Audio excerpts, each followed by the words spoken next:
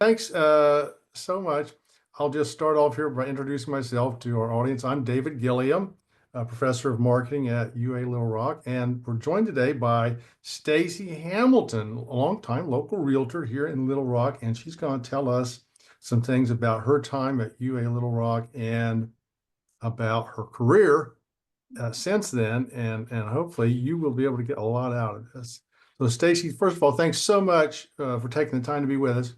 And first of all, I think you're both an undergraduate and graduate student at UA Little Rock. Is that correct? I am a graduate student. You I were a did graduate student. undergrad Okay. elsewhere. Okay. So tell us about your experience at UA Little Rock and really what you think students need to do in order to get the most out of their college experience. Yeah, I really enjoyed going to UA Little Rock. The campus was very inviting and very well connected. It was easy to get, for me, I was an after hours student, so I had a full-time job from 8 to 5, and then I'd come in the evenings and do my classes.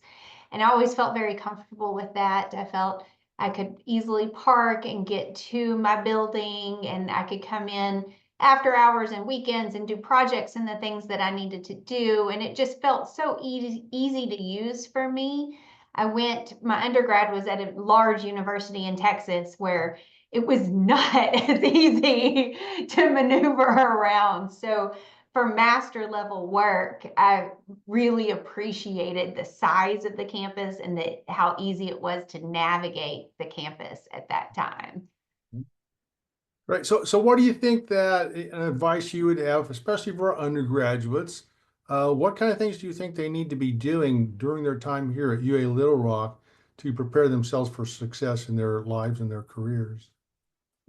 For me, what I think is so important and different in regards to this university compared to others is that the people, well, first, your professors, the people you're studying under, you're going to see again in the community, and you're also going to be doing future projects with. And also, same with your classmates. Like, this is a group of people that are going to carry on into your career. So my number one advice for undergraduates is get to know who you're studying with, who are in your classes, who are your professors. Build those relationships because those relationships will continue to benefit you far into the future after you've accomplished your degree. Yeah, I think that our students are often so busy because many of them work and have family lives, and it is challenging for them to do that. But I think that's fantastic advice for our students.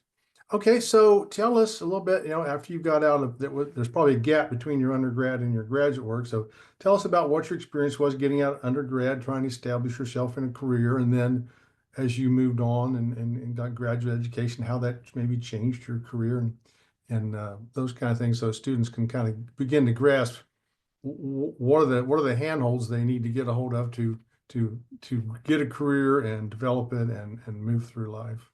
Yeah, so I did my undergraduate in Texas, and when I graduated, I was trying to figure out which path I was going to take professionally. When I selected that, then that's what relocated me to Little Rock, and that's what brought me here. I always knew I wanted to go on and do a graduate level studies. And then after I got into Little Rock, I realized that UALR was the right choice for me to do that. So it wasn't a very large transition. I may have had a year off in between completing my bachelor's and starting my master's degree. But, for me, what I thought was important is studying in the community where where I'm working professionally and continuing my education there. So that those two things can move forward simultaneously. I can move forward professionally and also continue my education at the same time. So what was your first job here in Little Rock then? State government's what brought me here. I came to work for the governor at the time, and then the attorney generals. And I'd always had a strong interest in sales. So while I worked, after I completed my degree, then I stepped into sales and did both state government and sales until my sales career took off to where I didn't need to continue my state government work. So what was it like? What did you do to get a career in sales and I guess real estate started? Yeah, so I am from a family of sales people. Both of my parents were longtime sales industry. What I know is to have a successful sales career, you must build relationships. It's completely about building relationships and getting to know people and connecting with people and making sure that you're selling yourself first so that when they have a need for your service or product, that you're the first one that they think of. So you have to cast a wide net and make sure that people know you're in the business and they understand what you do so that when the need arises for them, you're the first name on the top of their brain. So what do you think are some of the great things about being a salesperson here in Little Rock?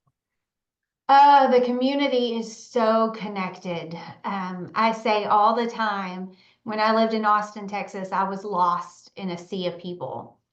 I moved to Little Rock and knew no one when I moved here. And at the end of my first 2 years here, my best friends were in this city. It was so easy to build relationships. When you meet somebody, if you have a similar interest, you then see them over and over. And for me, truly, this is my UALR classmates. You know, we were studying together every evening. So we became so connected. My very best friend today is from that program, because we were studying and doing projects together. But just overall in Little Rock, you see people repeatedly, and it's so easy to establish connections and relationships because of that. Well, now, of course, no career is without its problems. What were some of the challenges you faced in succeeding as a salesperson? So the number one is salespeople are often lack the talents of accounting. You know, when you go into sales, it's complicated. The financial side of it is complicated for a number of reasons. Consistency of income certainly is one. And then when you have the income come in, determining how much taxes need to be withheld, because traditionally salespeople are 1099s, not usually W-2s. They can be, but learning the difference in the different tax components, if you're going to be an S corp or a LLC, and then how much to pay in and staying ahead of that. Just recognizing, if you're familiar with a W-2 position, when you go into sales, it's a very different world, and you really need to figure out that financial piece before you get going and stay diligent and organized in your finances, because sales is more emotion based, and you know the highs are high and you're running from one client to another and taking care of their needs, but you need to always think like a business person too, and keeping the financial piece at the front of your mind. Mhm. Yeah, that's interesting because now a lot of our students will go out and become actual employees of firms. They'll have W-2s instead of being Yeah. independent contractor like a realtor. Now that's Mhm. what I did. Once I left industry, I spent 17 years running a small business, and I wasn't even a 1099. I was just the guy who wore all the hats, you know. And you're absolutely right. A big part of being either a a, uh, a manufacturer's representative or where you're getting a 1099, which just says you got this much money from us this year, you go pay the taxes on, or what you're doing as a real estate agent. So that's something our students do need to become familiar with, is these different structures of being employed and the different structures of businesses as they get out and start their career. So thanks for bringing that up. So what do you think, you know, we're in a rapidly changing world. During my career, you know, I had to leave my last career because of digitization. I was in the printing industry, and you know, the digital was killing the printing industry. I had to leave that. I decided to enter academia, and so there'll be lots of changes that happen to our students. AI is going to bring a lot of changes, for instance. So, what do you think that a youngster? What kind of advice would you give them to kind of prepare themselves, so to speak, to future-proof themselves against changes out there in life? I would say, especially in when you're getting your degree, to don't stay focused on just one very narrow path, but be broad in your studies so that you're exposed to several different opportunities and you become educated in several different opportunities. In my career, I am now on kind of, I guess, the third portion of my career. So I started in state government. Then I was a realtor for 17 years, a residential realtor. And then I went into the association work. And now I'm about to pivot and go into commercial real estate. So recognizing that when you're studying your undergraduate degree, this doesn't mean that what you think you're going to do that day is what you're going to do for the rest of your life.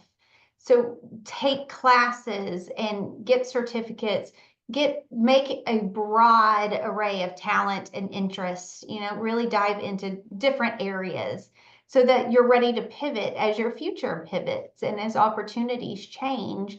You've studied and you know what you're getting into, and you know how to be successful in various different areas, not just one single area.